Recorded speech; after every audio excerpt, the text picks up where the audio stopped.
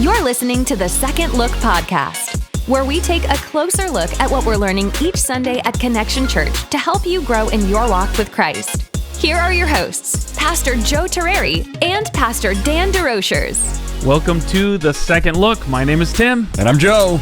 And this week we are going to be discussing the third part of our Ruth series, Be Real. But first, Joe. Yes, Tim. The Lord is with you. Actually, I couldn't remember. I couldn't remember what Boaz. You, Tim. The Lord bless you, Yeah. and also you. Thank you. It's like the beginning of a Catholic service. It does feel a little bit. Yeah. Joe. Yes. We got to hear in your message yesterday a little bit about your love for fake syrup. I said that was one sentence of my message. If you were, yes, but in the first service, you had some boos. Yeah, I mean, did. there were some people booing you out loud. Yeah, I mean, I don't think it's become uncommon for me to get booed. Just wait till election season. It's gonna be a lot more boos. But yeah, I mean, it doesn't bother me. I am who I am, Tim. Yeah. I'm not trying to impress anybody. I love mostly real things, but honestly, like, every time I have real maple syrup, I have this moment where I'm like, oh, real maple syrup, this is going to be good. And then I'm like, this is thin and watery. And then when I use, and not as sweet as the stuff made out of cornstarch. And when I use Aunt Jemima or Wegmans, store brand, and I put it over the waffles that my wife Cheryl makes, and I'm like, this is way better. Yeah. Sure, it's not authentic. But it's better. Yes. So my question for you, though, Joe, is there is a question. Oh, okay. That was just the intro to the question, which is the intro to the podcast. As I said last week, I have a lot of opinions, Tim. Keep going. Well, no, I was going to ask you, are there any other knockoffs or like store brands that you prefer?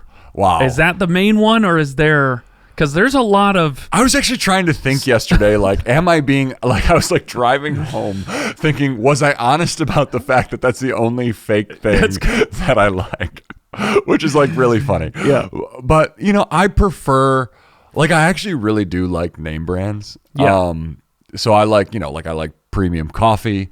I mean, this is probably too personal, but the brand of underwear I use, it's like really, it is too personal. We'll edit it, but it's like it's like a high quality thing and like high quality socks.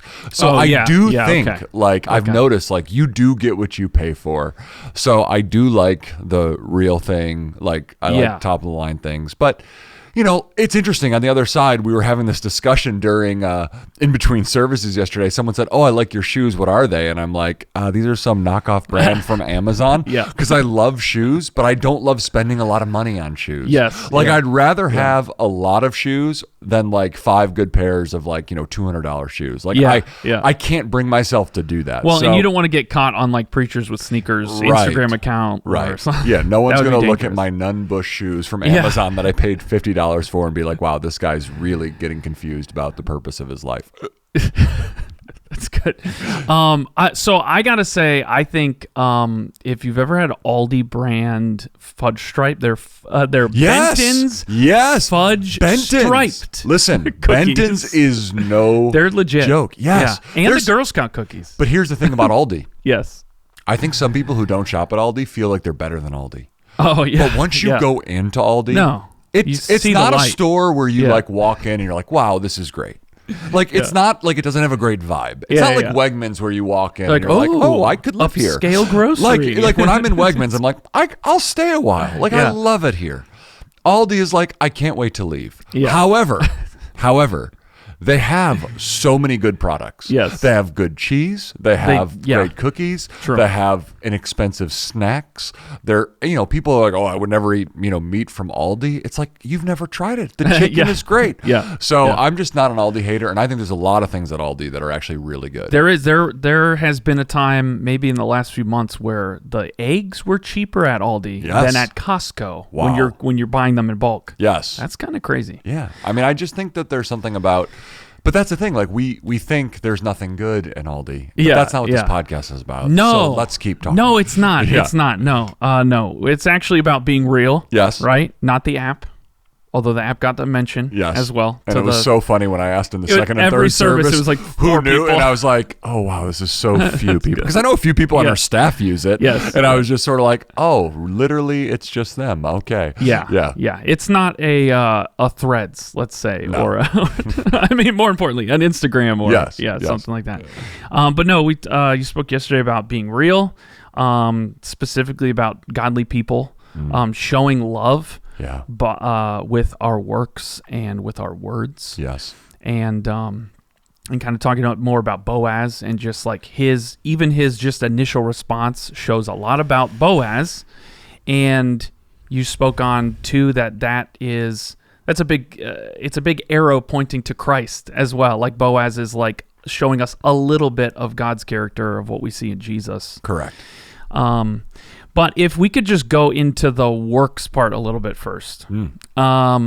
So you actually had 2 passages from James yesterday, which were awesome. James is such a great book. It's so interesting, isn't it? The message was so practical, right? Yeah. Like it was almost like, there's really no one's confused about what they're supposed to do after this. Right.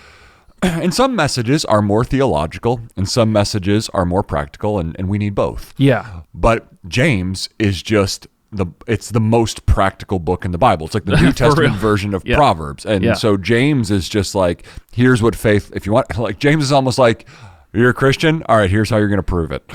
Yeah, right. Yeah, prove it. Yeah. So specifically James 2, 14 through 17, James is kind of going into, hey, you can say all these well-meaning things, but if you're not backing it up with your works, what good is that? Yeah. And so, I mean, that did get me thinking a bit about maybe even how Jesus approaches the Pharisees at some points in the Gospels where the Pharisees are like, we get this religious guy who's praying the biggest prayer of all prayers of all time. Yeah. And Jesus is comparing that to like, no, that's dumb. Like it's like it's the biblical virtue signaling. I think is probably like the best thing. It's almost like if I sound like I care, I care. Yeah. And James is like, you only care if you actually do something. Yeah. Or another way to put that is that other word that is kind of popular in our culture right now is like slacktivism. Yeah. Like if I post about this issue, if I could post an article about this issue, people think I actually care. I changed my status. I changed my profile picture. Yeah, I put a picture of that country's flag over my face on Facebook, so I'm passionate. So obviously this is not a new thing. Like this is it's probably been around since sin. I don't know, right? But I guess my question is why is it so easy for us to do this? Like it's so easy, and I know social media makes it easier, I would say, maybe. Well, it's interesting when you bring up social media. I actually think we need to be super careful that our works don't end up on social media. Yeah. Like that's the one thing that actually drives me bonkers is like, hey, here's a picture of an organization doing something nice for someone else, or hey, this company's about to give this organization a big check. Let's do a photo op. And I'm just like, I'm thinking like, man, like that's actually not how we're supposed to think about our works. Right. In some ways, people aren't supposed to know about them. Jesus says, don't let your left hand know what your right hand is doing. Like Jesus, even in ourselves, we're supposed to be telling ourselves the right story. Like we're not heroes when we help people. And so I do think when it comes to our works, 2 things are true. We are tempted to not do them, or we're tempted to celebrate them when we do them and draw attention to ourselves. And so, as Jesus would say, we've already gotten our reward. And that's something he says to the Pharisees who want everyone to make it seem like they're fasting and praying and kind of the things that you're bringing up. So I think when it comes to works, I love when James says, don't say to people in need, stay warm, be well fed. You know, James is like, don't just use flowery language to cover up your inaction. Yeah. And Tim, let's be honest, we can't solve every need in the world. Yeah. But that's the thing. No one's asking us to solve every need. Yeah. When we get presented a need, the question is are we going to take care of the need we're presented? And I'm not of the opinion that every time you see a need, you should do something about it. That's just not realistic. But what is realistic and what we need to be aware of is that God is going to move in our hearts. God is going to bring people into our lives that he wants us to help. Or to put that another way, God is going to bring people into our life where through us, he wants them to experience his love and compassion. Yeah. And that needs to be the heart behind our works. Like if our works are about like being stingy or other people knowing about them or, we make all kinds of excuses why we're not going to help.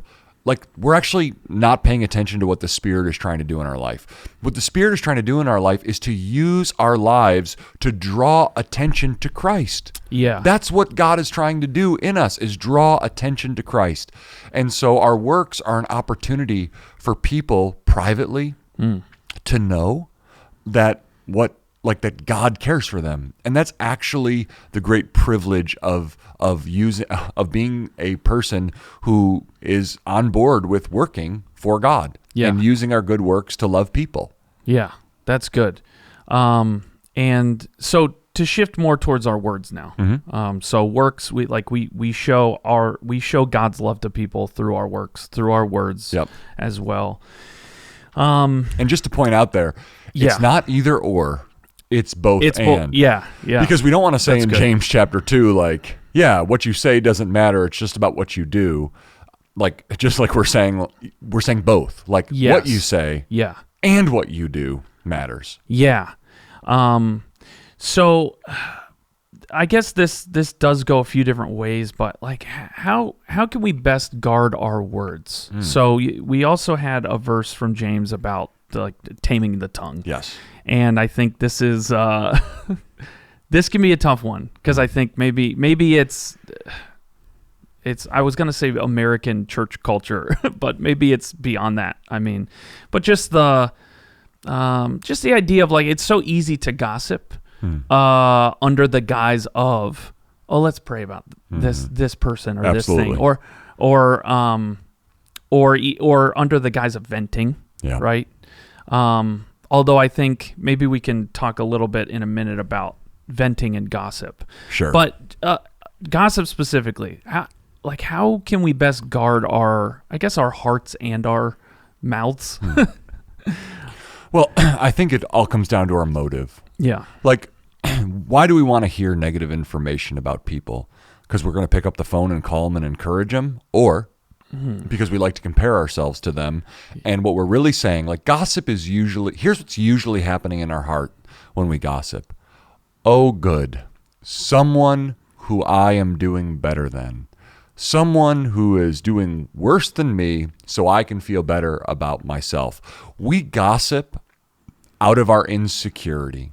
We gossip out of our lack of love. Yeah. We gossip because we don't know who we are in Christ. And so hearing juicy tidbits about people's lives falling apart, if that brings us just any pleasure, that's wicked. That's an evil thing. Yeah. And I've been there. And so that is a sin to be repented of. And so our words, gossiping, wanting to pass along negative information about people, and there are times where we do need to know certain facts and details because of our jobs and because, maybe we're parents or whatever it is, or, our close friends. But we need to be aware that our words wound. Yeah. And our words wound people in ways that they will hold on to for the rest of their lives. And we just need to think about what we say to people, and we also need to think about what we say behind people's backs. And that takes incredible discipline. And I've learned in my own life, it's actually not important for me, and it's actually not a godly exercise for me to evaluate and judge and give my opinion about every person, situation, and thing that I hear about. Sometimes, it's actually a good spiritual discipline to hear something and say nothing.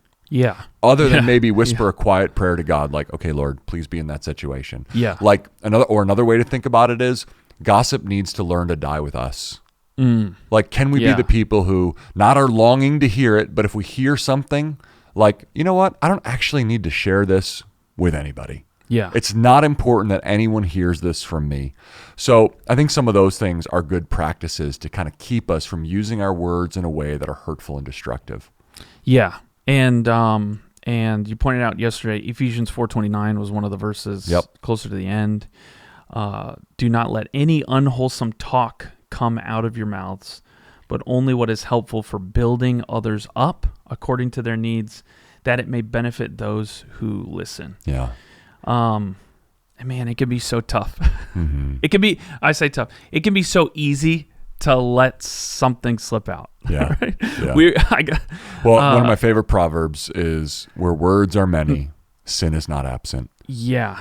Right. Yeah. That needs to be my life verse. That's good. Yeah, it really is. And I say that because I'm, Tim, I'm a verbal guy. I say a lot of words. I process externally. Yeah. But that doesn't, no matter how we're wired, we're still accountable for our words. Yeah. So I'm sorry I interrupted you. No, that's all right. No, I was just going to say, we were having a discussion at our small group about this specific thing, and just about there was one example that came up where one of the families at our church was walking through town, like having a day out, and walking through a busy intersection where cars were stopped, and a motorist shouted at all the people, like, "Hey, there's a crosswalk," and it was very obnoxious.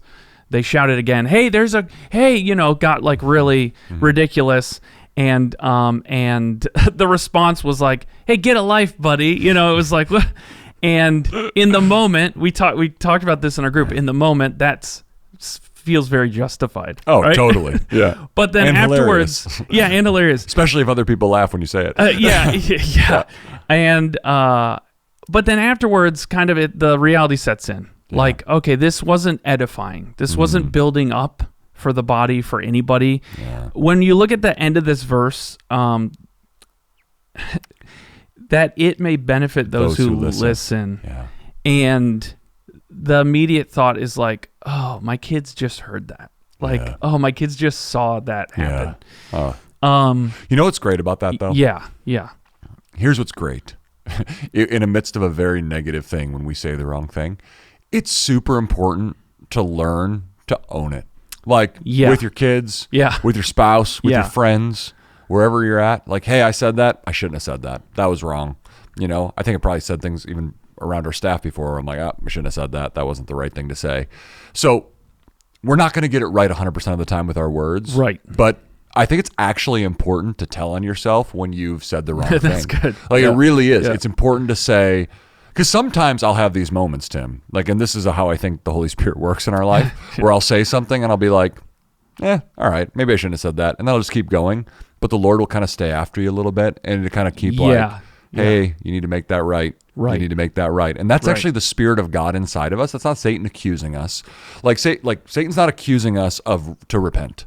He's bringing, the Spirit of God brings conviction. Yes. And it's the kindness of God that leads to, so God's voice is not condemning, but the Spirit of God will continue to nudge you until you make things right. And when he stops, you're in a bad place. Yeah. So I think we can always justify our words when we're angry, when we're upset, when we're, just trying to be funny. And sometimes it's just okay to say hey, I actually should not have said that. I'm sorry. Yeah.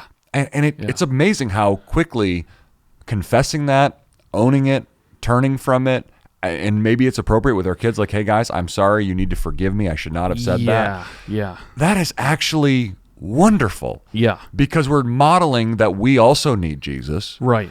I'm not saying you should try to say things purposely, but we need to get to a place where we're paying attention to the Spirit's promptings in our lives. And when we do have those moments where we say, get a life, buddy. It's okay to just be honest. Hey, that actually wasn't like Jesus, and I need to change. Yeah. That's good. And that's part of being real, right? If we want to be real, if we want to be the real deal, then there's times where we gotta eat our words, I guess, right? Or we need to eat Hydrox cookies versus Oreo, because they're the original. Oreos is the ripoff, everybody. Yeah. Just to be Hydrox clear, is the original. Hydrox is the original. Oreos are better. I don't think anybody cares. Yeah, I don't think anyone cares. The Hydrox people certainly care. They care. They're the the original. I don't know. Cream Betweens. Wegmans Oreos, by the way, awesome. Yeah, I've heard that from several. Very good Oreos, and pretty inexpensive. That's good. All right. Well, this has been another episode of The Second Look, or Where to Shop, or or your favorite generic food. I don't know what. Hey, you can listen to this message and so much more at cometoconnect.com. That's it. Have a great week. Have a great week.